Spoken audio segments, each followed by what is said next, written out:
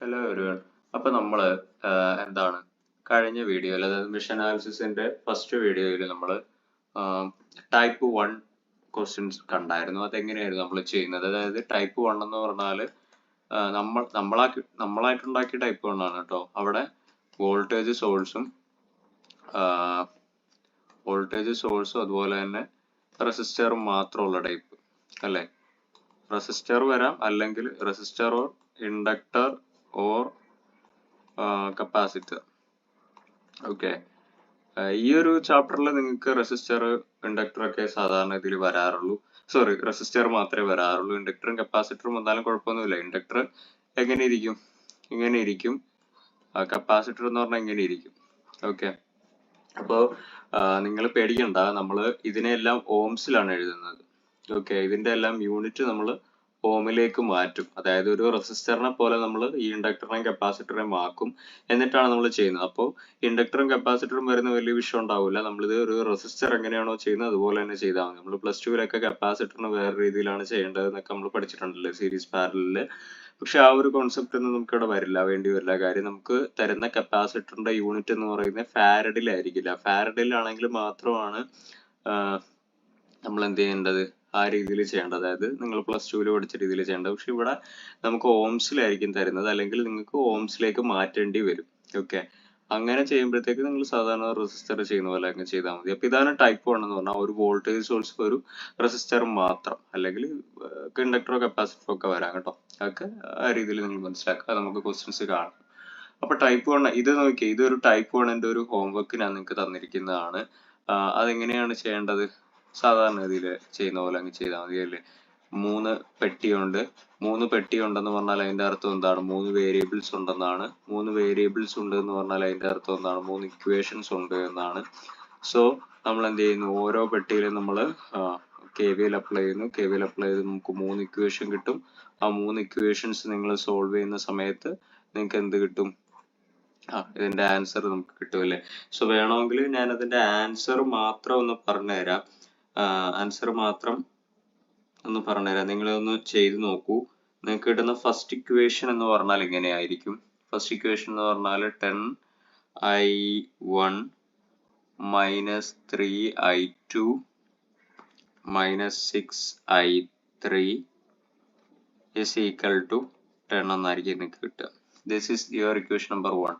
എപ്പോ നിങ്ങൾ ഇതിന് I1 ആയിട്ടും, ഇത് ഫസ്റ്റ് പെട്ടിയായിട്ടും, ഇത് സെക്കൻഡ് പെട്ടിയായിട്ടും, ഇത് തേർഡ് പെട്ടിയായിട്ട് നിങ്ങൾ കൺസിഡർ ചെയ്താൽ നിങ്ങൾ സോൾവ് ചെയ്ത് നോക്കും. അപ്പൊ നിങ്ങൾക്ക് കിട്ടുന്ന ഫസ്റ്റ് ഇക്വേഷൻ ഇതായിരിക്കും.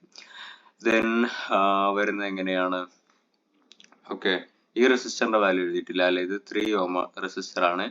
ഇത് 3 ഓം റെസിസ്റ്റർ ആണ്. ഫൈൻ. ഈ ഒരു ഫസ്റ്റ് പെട്ടിയുടെ ഇക്വേഷൻ എഴുതുന്ന സമയത്ത് നിങ്ങൾ 1 into I പ്ലസ്, പക്ഷെ ഈ 3 ഓമിന്റെയും ഇതിന്റെ എഴുതുമ്പോൾ ശ്രദ്ധിക്കണം. കാര്യം ഈ 3 ഓം എന്ന് പറയുന്ന പെട്ടി നമ്പർ 2ക്കും പെട്ടി നമ്പർ 1നും കോമൺ ആണ്. അപ്പൊ ഈ രണ്ട് കറണ്ടിനെ വെച്ചിട്ട് വേണം അത് എഴുതാൻ.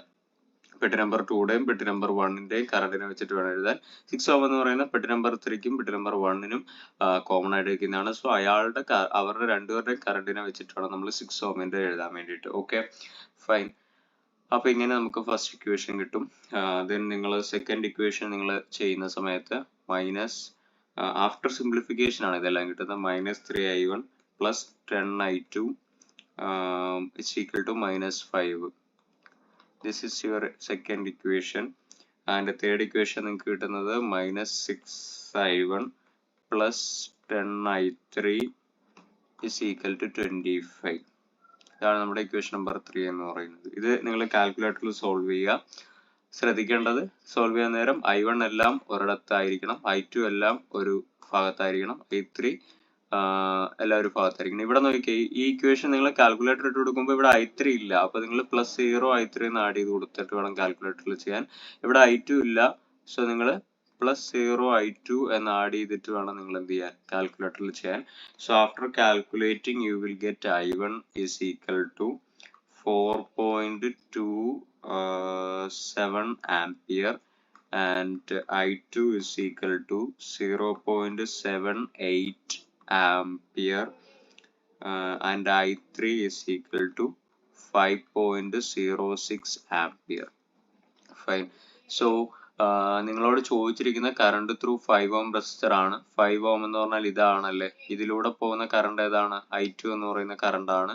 സോ ഇതാണ് അതിന്റെ ആൻസർ വരിക. കറണ്ട് ത്രൂ 5 ഓം, 5 ഓം എന്ന് പറയുന്നത് I2 ആണ്. That is equal to 0.78 ampere ആണെന്ന് കിട്ടും. ഇവിടെ ഇപ്പൊ അത് മാത്രമല്ല, ഇപ്പൊ ഫോർ എക്സാമ്പിൾ നിങ്ങളോട് ചോദിക്കുന്ന കറണ്ട് ത്രൂ 6 ഓം റെസിസ്റ്റർ ആണെന്ന് വിചാരിക്കും. കറണ്ട് ത്രൂ 6 ഓം റെസിസ്റ്റർ, 6 ഓമിലൂടെ പോകുന്ന കറണ്ട് ആരാടാ? അവിടെ നിങ്ങൾ മനസ്സിലാക്കേണ്ട കാര്യം എന്താന്ന് ചോദിച്ചെങ്കിൽ, ഇങ്ങനെ വരുന്ന ക്വസ്റ്റ്യൻസിൽ നിങ്ങൾ മനസ്സിലാക്കേണ്ട കാര്യം, കറണ്ട് ത്രൂ 6 ഓം, അതായത് 6 ഓം എന്ന് പറയുന്നത് ഈ രണ്ട് പെട്ടിക്കും കോമൺ ആണല്ലേ. അപ്പോ വേണമെങ്കിൽ നമുക്ക് അതിനെ എങ്ങനെ എഴുതാം? ഇഫ് നിങ്ങൾ പെട്ടി 1ലാണ് നിങ്ങൾ നിൽക്കുന്നത് എങ്കിൽ 6 ഓമിലൂടെ പോകുന്ന കറണ്ട് എന്തായിരിക്കും? ഇവിടെ I1 മൈനസ് I3 ആയിരിക്കും അല്ലെ. I1 മൈനസ് I3, I6 ഓം എന്ന് പറയുന്നത് I1 മൈനസ് I3 ആയിരിക്കും. ഇനി അല്ല, നിങ്ങൾ പെട്ടി നമ്പർ 3ലാണ് നിൽക്കുന്നത് എങ്കിൽ നമുക്ക് കറണ്ട് ത്രൂ 6 ഓമിനെ എങ്ങനെ എഴുതാം? കറണ്ട് ത്രൂ 6 ഓം എന്ന് പറയുന്നത് വേണമെങ്കിൽ നിങ്ങൾക്ക് I3 മൈനസ് I1 എന്ന് എഴുതാം. Okay, fine fine. സോ ഇതിൽ ഏതായിരിക്കും നമ്മൾ സെലക്ട് ചെയ്യുക? ഇതിൽ ഏതാണ് സെലക്ട് ചെയ്യാന്ന് വെച്ചെങ്കിൽ വലുത് മൈനസ് ചെറുതെടുത്താൽ മതി. ഇപ്പം ഇവിടെ I1 നോക്കുമ്പോൾ I1 4.6, I3 5. സോ നിങ്ങൾ വലുത് മൈനസ് ചെറുതെടുത്താൽ മതി. So I3 minus I1. അപ്പൊ ഈ ഇക്വേഷൻ നിങ്ങൾ സെലക്ട് ചെയ്താൽ മതി. ഇത് സെലക്ട് ചെയ്താലും കുഴപ്പമൊന്നുമില്ല. ഫൈൻ. അതിന്റെ നെഗറ്റീവ് നിങ്ങൾക്ക് കിട്ടുന്നേ ഉള്ളൂ, പ്രശ്നമൊന്നും ഉണ്ടാവാൻ പോകുന്നില്ല. ഫൈൻ. സോ ആ രീതിയിൽ നിങ്ങൾ സെലക്ട് ചെയ്യുക. ഓൾസോ ഇപ്പൊ നിങ്ങളോട് ചോദിക്കുന്നത് 3 ഓമിലൂടെ ആണെങ്കിൽ എന്താണ് അവസ്ഥ? 3 ഓമിലൂടെ ഉള്ള കറണ്ട് ആണെങ്കിലോ, നമ്മൾ ഇതുവരെ കോമൺ ആയിട്ട് ഇരിക്കുന്ന ബ്രാഞ്ചിലൂടെയുള്ള കറണ്ട് കണ്ടുപിടിച്ചില്ല, അതുകൊണ്ടാണ് ഞാൻ ഇതൊന്ന് എക്സ്പ്ലെയിൻ ചെയ്യുന്നത്. 3 ഓമിലൂടെ ഉള്ള കറണ്ട് ആണെങ്കിൽ എന്തായിരിക്കും നിങ്ങൾ ചെയ്യുക? കറണ്ട് ത്രൂ 3 ഓം എന്ന് പറഞ്ഞാൽ എന്താണ്? നിങ്ങൾ പെട്ടി നമ്പർ 1ലാണ് നിൽക്കുന്നത് എങ്കിൽ, നിങ്ങളിപ്പോ നിലവിൽ നിൽക്കുന്ന പെട്ടി നമ്പർ 1ലാണ് എങ്കിൽ നമുക്ക് കറണ്ട് ത്രൂ 3 ഓം എന്ന് പറഞ്ഞാൽ എങ്ങനെ എഴുതാം? I1 മൈനസ് I2 എന്ന് എഴുതാം. കാര്യം 3 എന്ന് പറയുന്നത് 1നും 2 ഒന്നാമത്തെ പെട്ടിക്ക് രണ്ടാമത്തെ പെട്ടിക്ക് കോമൺ ആണ്. അല്ലെങ്കിൽ ഇഫ് നിങ്ങൾ പെട്ടി നമ്പർ 2ലാണ് നിൽക്കുന്നത് എങ്കിലോ നമുക്ക് എങ്ങനെ എഴുതാം? ആ കറണ്ട് ത്രൂ 3 ഓം എന്ന് പറയുന്നത് I2 മൈനസ് I1 എന്ന് എഴുതാം. ഓക്കെ, ഇതിൽ ഏത് ഇക്വേഷൻ നിങ്ങൾ സെലക്ട് ചെയ്യണോടാ? വലുത് ഏതാണോ അത് നോക്കിയാൽ മതി. ഇപ്പൊ I1 ആണോ I2 ആണോ വലുത്? I1 ആ വലുത്. അപ്പൊ നിങ്ങൾ വലുത് മൈനസ് ചെറുത്, ഇതല്ലേ I1 അല്ലേ വലുത്. അപ്പൊ ഈ ഇക്വേഷൻ നിങ്ങൾ സെലക്ട് ചെയ്താൽ മതി. എന്നിട്ട് നിങ്ങൾ കറണ്ട് ത്രൂ 3 ഓം റെസിസ്റ്റർ നിങ്ങൾ കണ്ടുപിടിക്കാം. ഫൈൻ. അപ്പൊ നിങ്ങൾക്ക് മനസ്സിലായല്ലോ? മനസ്സിലായി. ഇങ്ങനെ നിങ്ങൾ കണ്ടുപിടിക്കുക കേട്ടോ. ദെൻ നമ്മൾ ടൈപ്പ് 2ലേക്ക് നമ്മൾ പോവാണ്. എങ്ങനെയാണ് ടൈപ്പ് 2 ക്വസ്റ്റ്യൻ വരുന്നത്? ടൈപ്പ് 2 ക്വസ്റ്റ്യൻ പറഞ്ഞാൽ നമ്മൾ ഇവിടെ ഇവിടെ റെസിസ്റ്റർ ഉണ്ടായിരിക്കും, ഓൾസോ വോൾട്ടേജ് സോഴ്സ് ഉണ്ടായിരിക്കും, ഓൾസോ കറണ്ട് സോഴ്സും ഉണ്ടായിരിക്കും. കറണ്ട് സോഴ്സ് എന്ന് പറഞ്ഞാൽ ഒരു പെട്ടിക്ക് മാത്രമായിട്ട് മനസ്സിലാകാൻ വേണ്ടിയിട്ടാണ് ഞാൻ ഇങ്ങനെയൊക്കെ പഠിപ്പിക്കുന്നത്. ഒരു പെട്ടിക്ക് മാത്രമായിട്ട്. ഇവിടെ നോക്കി, ഈ കറണ്ട് സോഴ്സ് എന്ന് പറയുന്നത് ഒരു പെട്ടിക്ക് മാത്രം, അതായത് പെട്ടി നമ്പർ 1ന് വേണ്ടി മാത്രമാണ് ഈ കറണ്ട് സോഴ്സ് ഉള്ളത് അല്ലെ. അഥവാ നിങ്ങളൊന്ന് ചിന്തിക്കുക, അഥവാ ഈ കറണ്ട് സോഴ്സ് എന്ന് പറയുന്നത് ഇവിടെ ആയിരുന്നു എങ്കിൽ, ഈ വോൾട്ടേജ് സോഴ്സിന് പകരം ഇവിടെ ആയിരുന്നു ഈ കറണ്ട് സോഴ്സ് എങ്കിൽ ഇതെങ്ങനെ വന്നേനെ എന്നറിയാവോ? ഇവിടെ വന്നെങ്കിൽ ഈ പെട്ടി നമ്പർ 1നും പെട്ടി നമ്പർ 2ക്കും കോമൺ ആയിട്ടല്ലേ ഈ കറണ്ട് സോഴ്സ് നിൽക്കുന്നത്? അതെ. അപ്പൊ എന്തായിരിക്കും അവസ്ഥ? ഈ ടൈപ്പ് 2 അല്ല, ടൈപ്പ് 3 ആണ്. അത് നമ്മൾ സൂപ്പർ മെഷ് അനാലിസിസ് എന്ന് പറയുന്ന സംഭവം വെച്ചിട്ടായിരുന്നു നമുക്ക് നോക്കാം. സോ നിലവിലിപ്പോ എന്താണ് അവസ്ഥ? നിലവിലിപ്പോ ഇത് പെട്ടി നമ്പർ 1ന് മാത്രമായിട്ടുള്ളതാണ്. ഫൈൻ.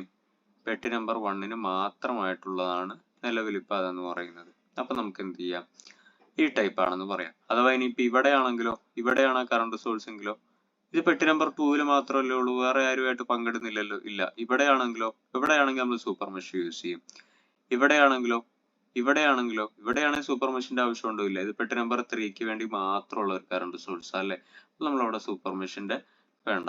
അപ്പോൾ എപ്പോഴാ സൂപ്പർ മെഷ് എന്ന് പറഞ്ഞാൽ ഒരു കറണ്ട് സോഴ്സ് രണ്ട് പെട്ടികളുമായിട്ട് കോമൺ ആയിട്ട് നിൽക്കുന്ന സമയത്താണ് നമ്മൾ സൂപ്പർ മെഷ് യൂസ് ചെയ്യുന്നത്. ഇനി കറണ്ട് സോഴ്സ് ഒരു പെട്ടിക്ക് മാത്രമായിട്ടാണ് നിൽക്കുന്നത് എങ്കിൽ നമ്മളിവിടെ ടൈപ്പ് 2 ക്വസ്റ്റ്യൻ ആണ്. അവിടെ എന്താണ് ചെയ്യേണ്ടതെന്ന് ചോദിച്ചെങ്കിൽ വളരെ സിമ്പിൾ ആയിട്ടാണ് നമ്മൾ ഇത് ചെയ്യുന്നത്.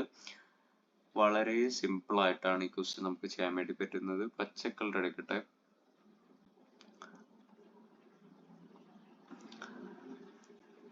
എങ്ങനെയാന്ന് ചോദിച്ചെങ്കിൽ ഫസ്റ്റ് നമ്മൾ എന്ത് ചെയ്യണം? നമുക്കറിയാം 3 പെട്ടിയുണ്ട്.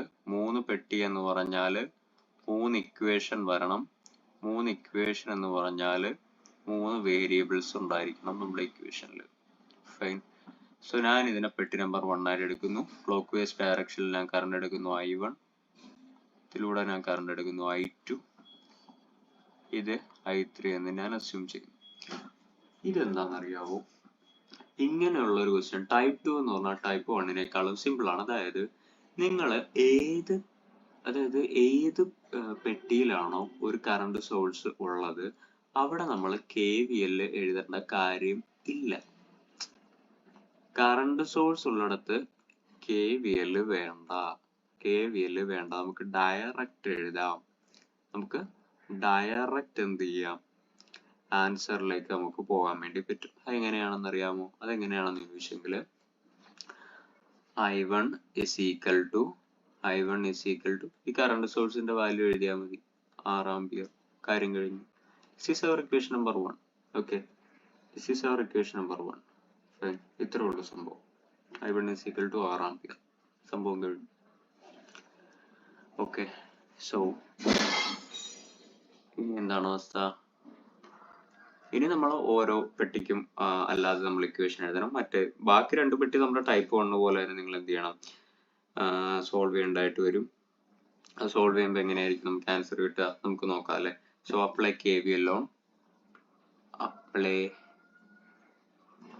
KVL ഓൺ പെട്ടി 2. പെട്ടി 2-ൽ നിങ്ങൾ KVL അപ്ലൈ ചെയ്തേ. നമുക്ക് ഇവിടെ നിന്ന് സ്റ്റാർട്ട് ചെയ്യാം. ഇവിടെ നിന്ന് സ്റ്റാർട്ട് ചെയ്യുമ്പോൾ 6 into 6 എന്ന് പറയുന്നത് പെട്ടി നമ്പർ 3ക്കും പെട്ടി നമ്പർ 2ക്കും കോമൺ ആണ്. So I3 minus I2. നിങ്ങൾ ഫസ്റ്റ് പാർട്ട് കണ്ടിട്ട് മാത്രം ഇങ്ങോട്ടേക്ക് വരിക. ദെൻ നമുക്ക് അടുത്തത് ലാസ്റ്റ് നമുക്ക് വോൾട്ടേജ് സോഴ്സ് എഴുതാം. പ്ലസ് 12 into 12 എന്ന് പറയുന്നത് 1-നും 2-നും കോമൺ ആണ്. സോ നമ്മൾ നിൽക്കുന്ന പെട്ടി നമ്പർ 2-ലായതുകൊണ്ട് I2 മൈനസ് I1 എന്ന് എഴുതുക. ഇവിടെ ഒരു മിസ്റ്റേക്ക് പറ്റിയല്ലേ, നമ്മൾ നിൽക്കുന്ന പെട്ടി നമ്പർ 2-ലാ. അപ്പോൾ I3 മൈനസ് I2 എന്നാണ് എഴുതേണ്ടത്. അല്ല, എങ്ങനെ എഴുതേണ്ടത്? I2 മൈനസ് I3 എന്നാണ് എഴുതുന്നത്. I2 minus I3 is equal to അവിടെയുള്ള വോൾട്ടേജ് സോഴ്സ്. എന്താണ് വോൾട്ടേജ് സോഴ്സ് വരിക? 36. പ്ലസ് 36 ആണോ മൈനസ് 36 ആണോ? കാരണം ഇത് ഇങ്ങനെയാ പോകുന്നത് അല്ലേ, പ്ലസ്സിലാണ് വന്ന് ഇറങ്ങുന്നത്. അതുകൊണ്ട് തന്നെ പ്ലസ് 36 എഴുതിയാൽ മതി. സിംപ്ലിഫൈ ചെയ്യുമ്പോൾ 6I2 minus 6I3 plus 12I2 minus 12I1 is equal to 36 എന്ന് വരും. ഫൈൻ. 6I2 12I2 എത്ര വരും? 6I2 12I2 18I2 18I2 minus 12I1 minus 6I3 is equal to 36. നമ്മൾ ആദ്യം I1 എഴുതുന്നു. 12I1 minus 12I1 plus 18I2 plus 18I2 minus 6I3 is equal to 36. This is our equation number 2 എന്ന് പറയാൻ വരട്ടെ. നമുക്കൊരു കാര്യം ചെയ്യാലോ. എന്താണ്? ഇത് ഇവിടെ നമുക്ക് I1-ന്റെ വാല്യൂ അറിയാം. I1 എന്ന് പറഞ്ഞാൽ എത്രയാണ്? I1 എന്ന് പറഞ്ഞാൽ 6 ആംപിയർ ആണല്ലോ. അതെ, അത് വേണമെങ്കിൽ നമുക്കിത് ഇവിടെ അങ്ങ് ഡയറക്റ്റ് ഇട്ട് കൊടുക്കാമല്ലോ. ഇട്ട് കൊടുക്കാം. കുഴപ്പമുണ്ടോ? നോ കുഴപ്പം അല്ലേ? എന്ത് കുഴപ്പമാണ്? സോ നിങ്ങൾ ഇവിടെ ഇട്ട് കൊടുക്കുന്ന സമയത്ത് നിങ്ങൾക്ക് എന്തായിരിക്കും കിട്ടുക? മൈനസ് 12 ഇൻറ്റു 6 അല്ലേ, plus 18I2 minus 6I3 minus 6I3 1 second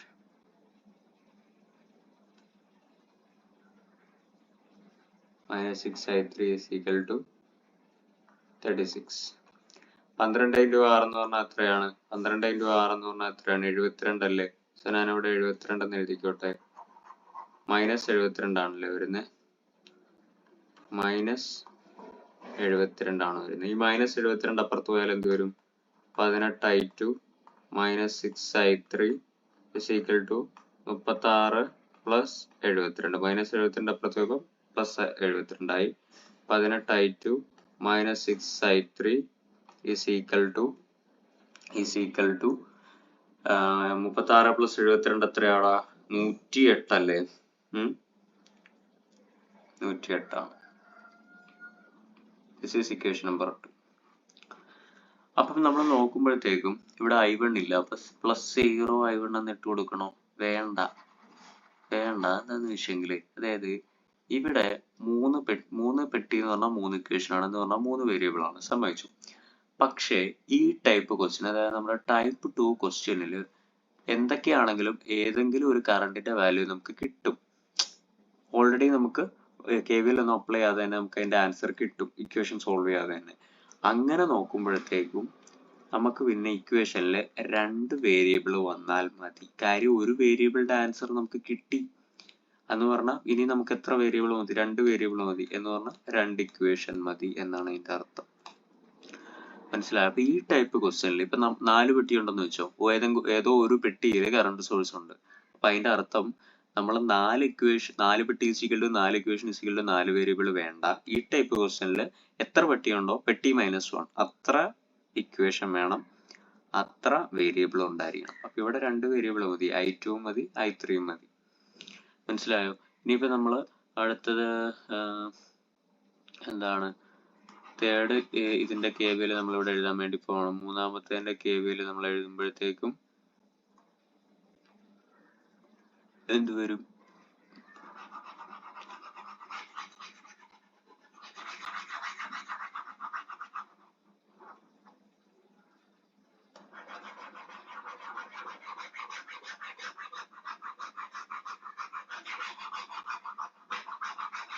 final equations മാത്രം ഞാൻ ഇവിടെ എഴുതാം. നമുക്ക് I1 എന്ന് പറയുന്നത് 6 ആംപിയർ എന്ന് കിട്ടി. രണ്ടാമത്തെ ഇക്വേഷൻ ഇതവിടെ നിൽക്കട്ടെ. അപ്പോ ഫസ്റ്റ് ഇക്വേഷൻ നമുക്ക് എന്തായിരുന്നു കിട്ടിയത്?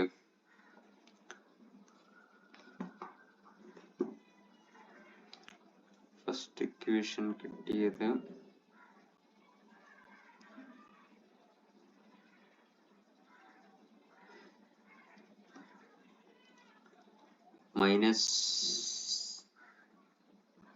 Plus 18 I2 -6 I3 is equal to 108. This is our equation number 1. ശരിയല്ലേ? കാര്യം എന്താ, ഇങ്ങനെയുള്ള ക്വസ്റ്റ്യനിൽ 3 പെട്ടി ഉണ്ട് എന്നുള്ളത് അറിയാം. 3 പെട്ടി ഉണ്ടെങ്കിൽ 3 ഇക്വേഷൻ 3 വേരിയബിൾ വരണം. പക്ഷെ ഈ ടൈപ്പ് ക്വസ്റ്റ്യനിൽ നമുക്ക് 3 പെട്ടി ഉണ്ടെങ്കിലും 2 ഇക്വേഷനും അതേപോലെ തന്നെ 2 വേരിയബിളുമേ വരത്തുള്ളൂ. ഇപ്പൊ ഇവിടെ ഈ രണ്ടാമത്തെ പെട്ടിയിൽ ഞാൻ ഇക്വേഷൻ നമ്പർ 1 എന്ന് വിളിച്ചു. മൂന്നാമത്തെ പെട്ടിയിൽ നിങ്ങൾ KVL അപ്ലൈ ചെയ്തേ. അപ്ലൈ KVL ഓൺ പെട്ടി 3. പെട്ടി 3യിൽ നിങ്ങൾ KVL അപ്ലൈ ചെയ്യുമ്പോൾ നിങ്ങൾക്ക് എന്താ കിട്ടുക? നമുക്ക് ഇവിടെ നിന്ന് സ്റ്റാർട്ട് ചെയ്യാം. 3 × I3 plus 2 × I3 plus 6 ×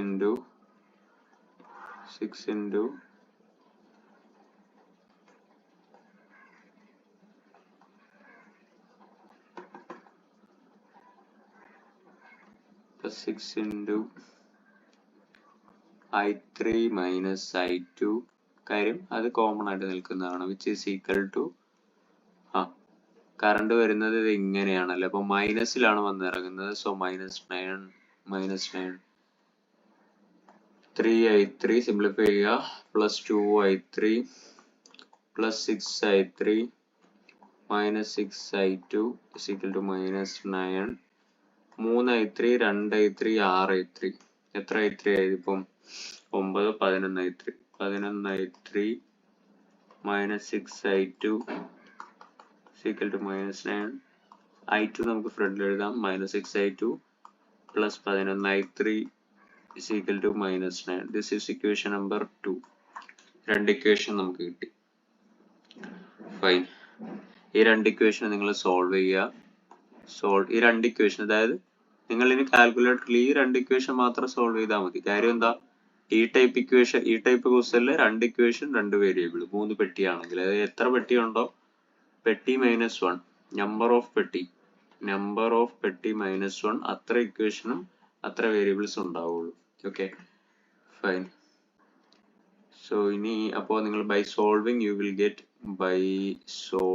നിങ്ങൾക്ക് എന്തായിരിക്കും കിട്ടുക? ബൈ സോൾവിങ് നിങ്ങൾക്ക് കിട്ടും. കാൽക്കുലേറ്ററിൽ നിങ്ങൾ ചെയ്ത് നോക്കൂ.